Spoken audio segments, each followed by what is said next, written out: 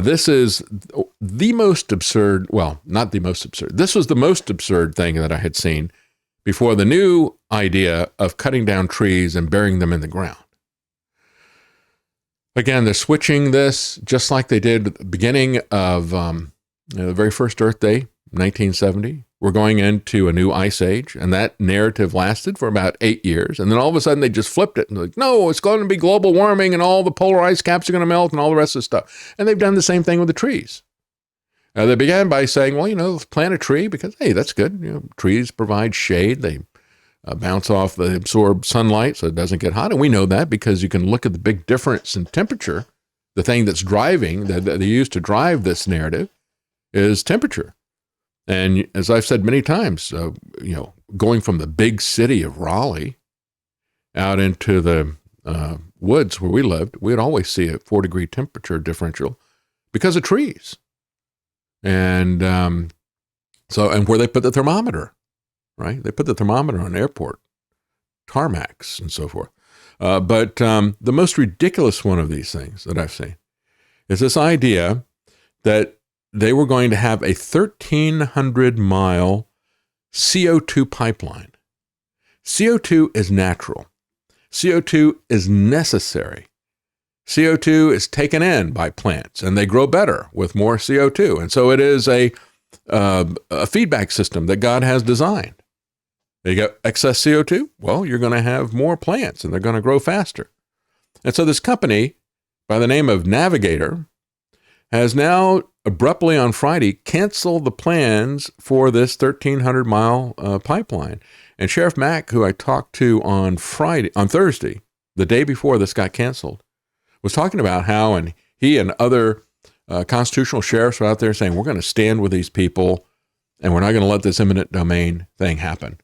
This is eminent domain being done by a corporation, given the powers to condemn, given the power to go on to somebody's property and just start surveying it. It's like, you're trespassing on my property. Get off. Oh no, you can't throw me off.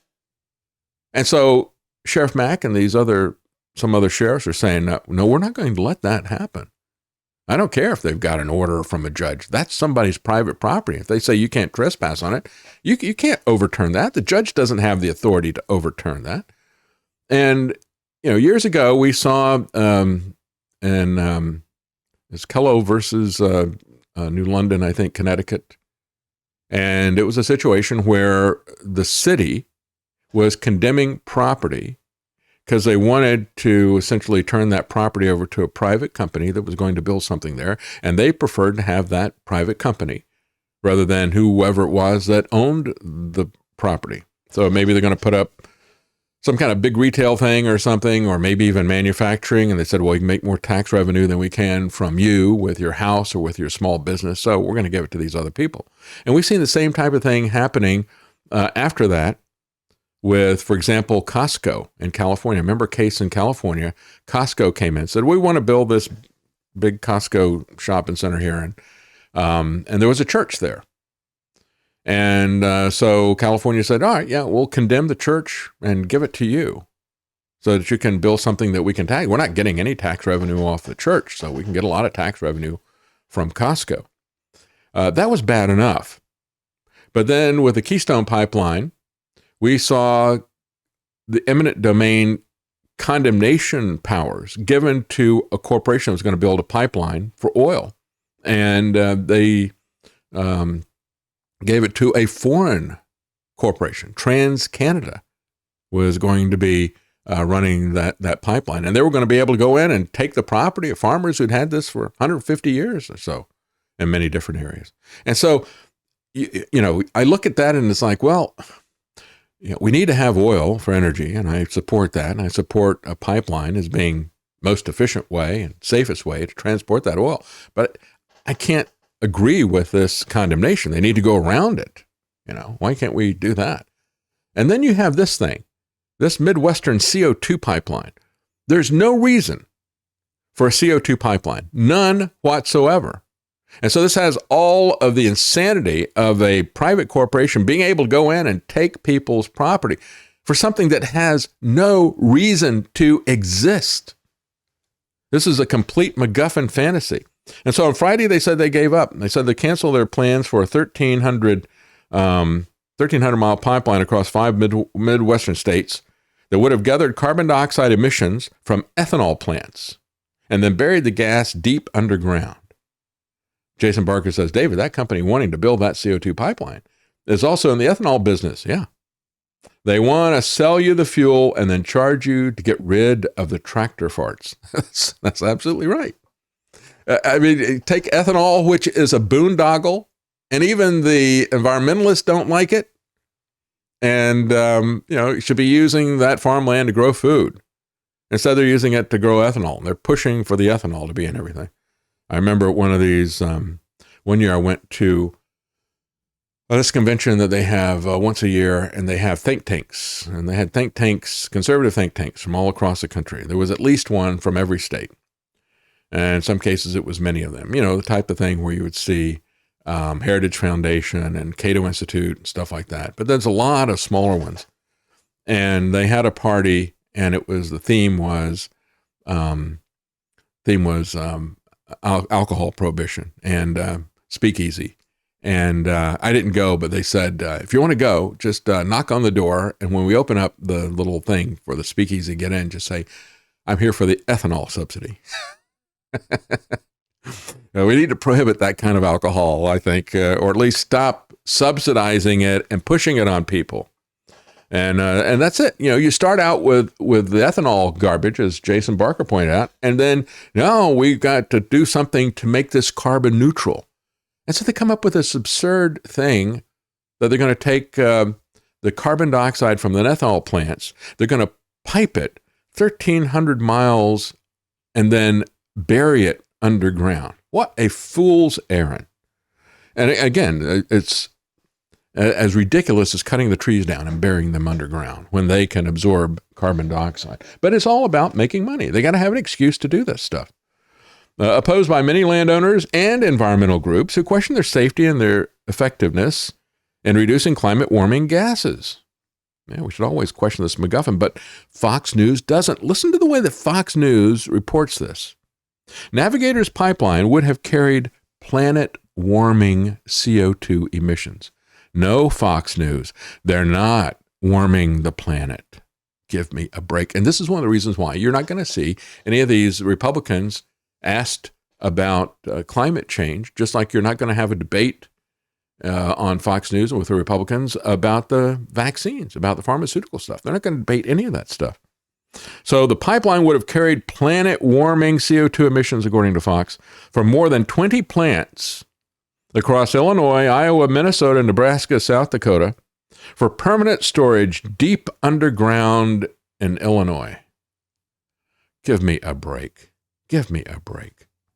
Iowa Renewable Fuels Association executive director said carbon capture projects are, quote, the best way to align ethanol production with the increasing demand for low carbon fuels, both at home and abroad.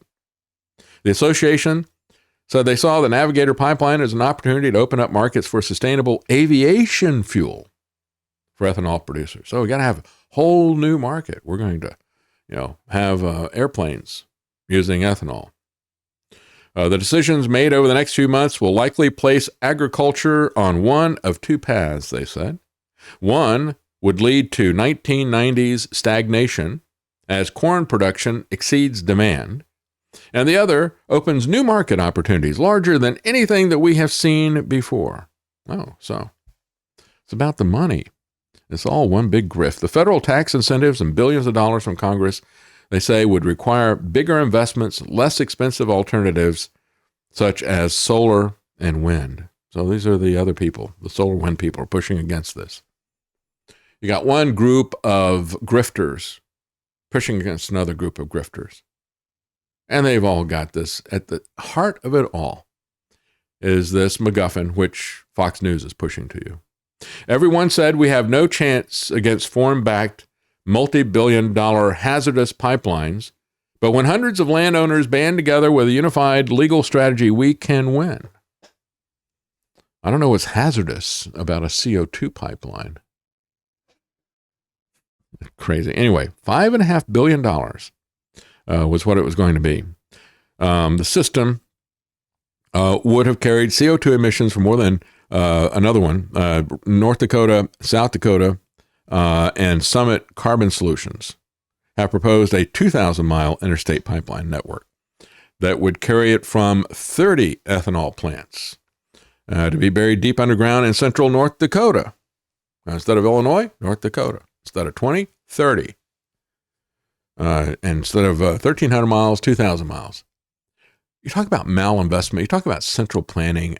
I mean, we need to be building functional infrastructure. Instead, we're playing these kinds of ludicrous, quixotic games, playing with windmills and all the rest of this stuff. Look, wind power and solar power is fine for you getting off of the grid.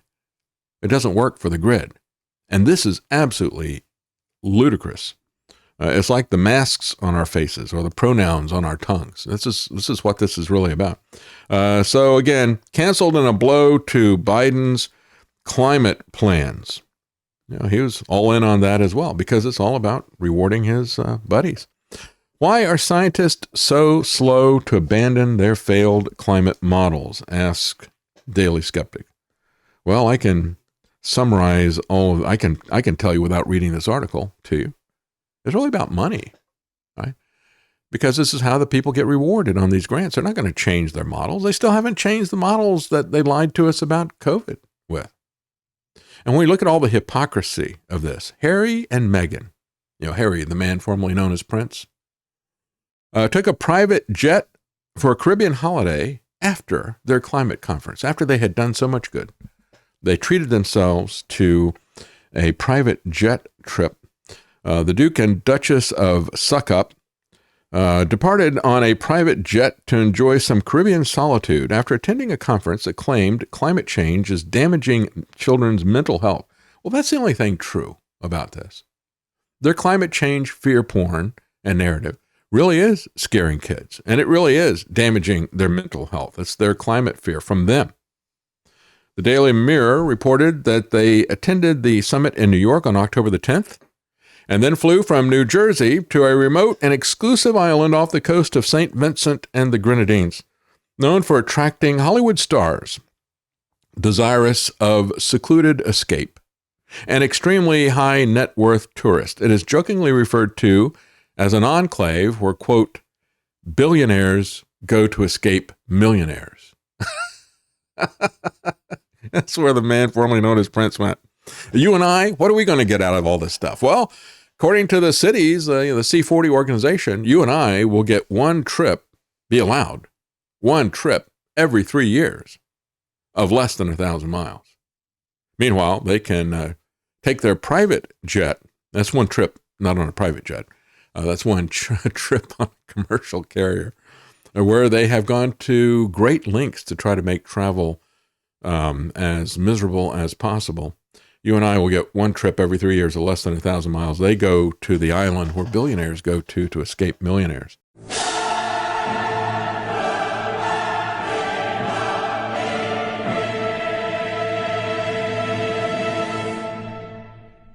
The David Knight Show is a critical thinking super spreader.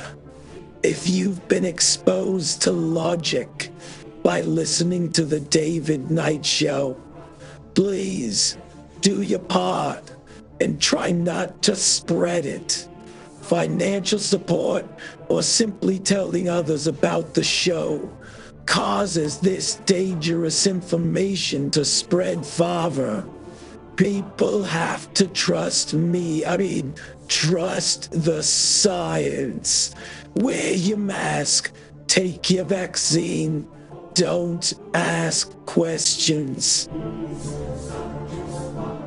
Using free speech to free minds.